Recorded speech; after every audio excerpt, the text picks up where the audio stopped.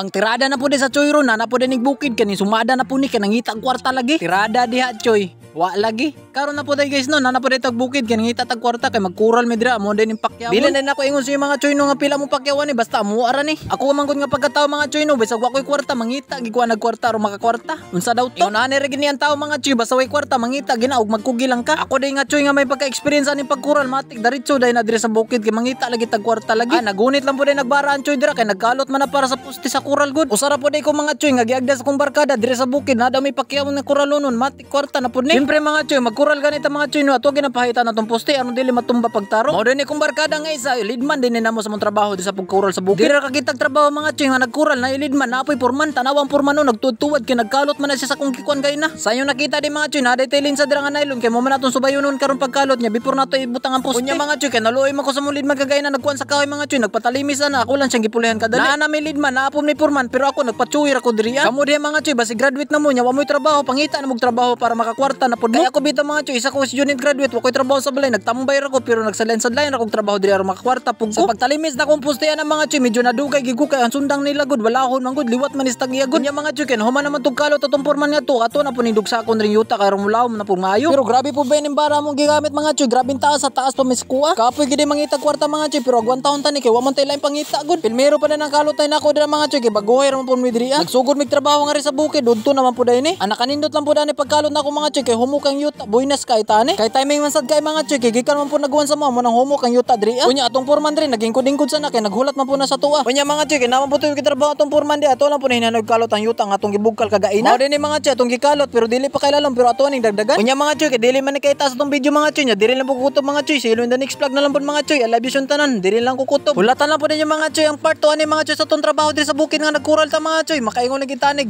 Paldon na sad.